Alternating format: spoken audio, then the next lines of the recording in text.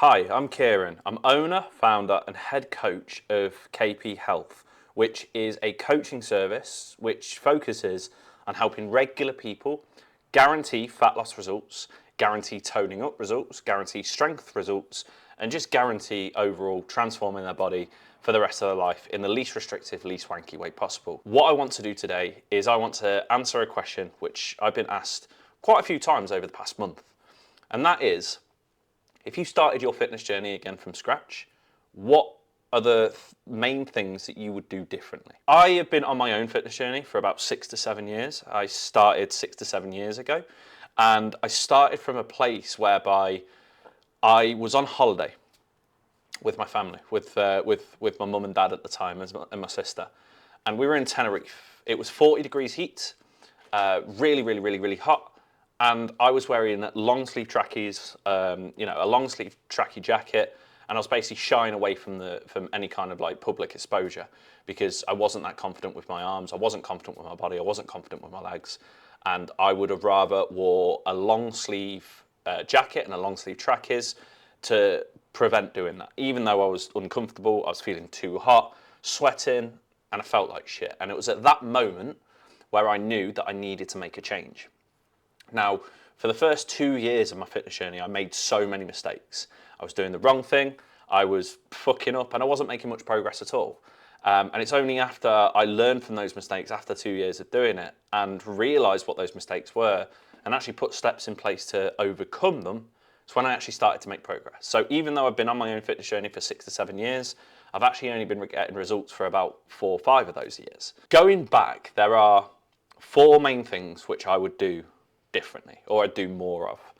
And I'm about to share them with you right now, just so you avoid making the same mistakes as me and avoid wasting the first couple of years of your own fitness journey as well. The first thing that I would do is I would find a routine that I actually enjoyed and I'd stick with it for longer.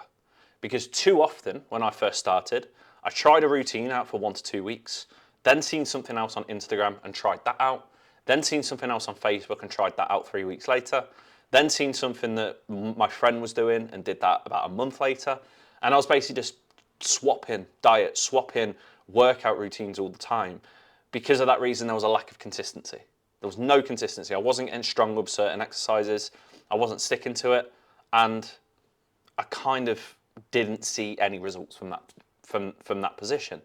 So I would find a routine, which I actually enjoyed doing, I didn't mind doing, and I'd stick with it. I'd stick with it for longer than a couple of weeks. I'd stick with it for at least 12 weeks. And that is ultimately how progression works, because you progress a certain exercise, progressive overload occurs, and you actually start building muscle, toning up, and making progress. The second thing that I would do differently is I would actually take more progress pictures. So when I first started, I took one progress picture when I started, and then I didn't take any progress pictures from that point because I thought that I'd be able to look in the mirror and instantly notice results after about 2 or 3 weeks. But because any kind of fitness progress takes very long time, it doesn't really take a very long time, but it's gradual. It happens very marginally. It happens gradually over time. Because of that reason, it was very hard to notice results in reflections or just looking at myself, because I see myself every single day. It's the same as if there was a blade of grass outside and you went to look at that blade of grass and then you came back a day later and you looked at that same blade of grass, and then you went back the day after that and looked at that same blade of grass, you'd notice no difference between those 3 days that you've looked at it. Even though you know that things are happening, you probably won't notice any difference because the growth is so small, okay? If, however, you took a picture of that blade of grass and then 2 weeks later you took a picture of that blade of grass again, you could compare the two pictures together and see a difference between the two. Even if you didn't see it day to day, you'd see it over those two pictures. So I would actually take more pictures of myself because I didn't last time, and that's what kind of fucked my motivation. That's why I kept going in and out of the gym for about 2 years of my first 2 years of my fitness journey, because I lacked motivation, because I couldn't see any results. And that's simply because I didn't have any progress pictures to monitor it. Now, the third thing that I'd do is I wouldn't go all guns blazing straight away. Because when I first started, I said to myself, I'm going to go to the gym every single day. I'm going to completely change my diet and completely override it and completely overwrite my diet and do a load of things differently. Go out for jogs every single day. You know, eat 200 grams of protein.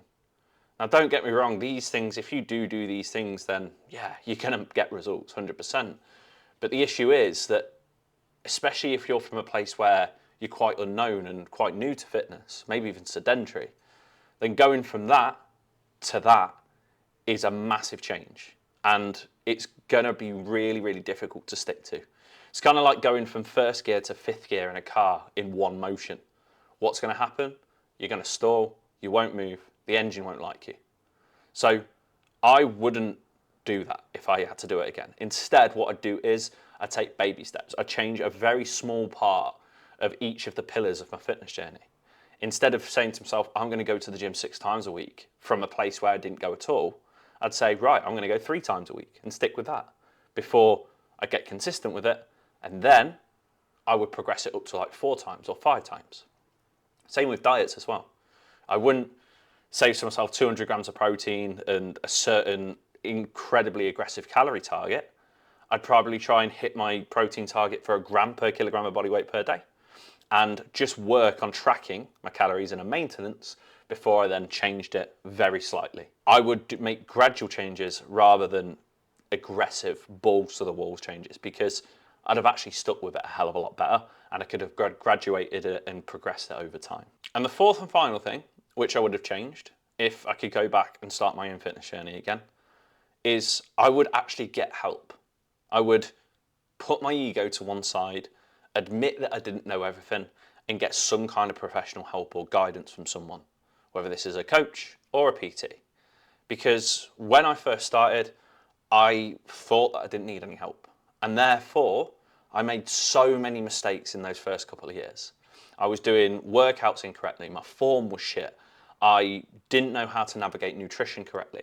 I was doing so many things wrong, which an external pair of eyes and a bit of guidance and a bit of accountability alongside that would have massively helped with. So I would have got a coach, I would have got a PT. And the analogy that I like to use to this is, when you learn how to drive, you get a driving instructor. Sure, if you just got in a car and started learning as you go and driving around as you go, eventually you would probably learn how to drive. There'd probably be a few accidents along the way, but eventually you would learn how to drive. But you do it way quicker, way more efficiently, and with way less friction if you just got a driving instructor. And that's what I'd do. I'd get a driving instructor for my fitness, so a coach or a PT. I'd put my ego aside, and I probably wouldn't have made as many mistakes or as wasted as much time as what I did if I actually got a coach or a PT. I would change those 4 things if I went back in time now. And honestly, if I did change them, I'd probably be further ahead than what I am now.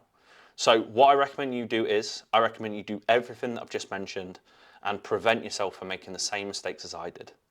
And if you want any more help with this, if you would like that guidance, if you'd like that support, if you'd like that accountability, click the link in the bio below, in the description below, fill out the form, and I'll be in touch with you personally to explain exactly how I can help you do that and how I can help you prevent doing the same mistakes that I did. In the meantime, make sure that you're subscribed to this channel, following my Instagram at k.p_health, and give this video a little bit of a like.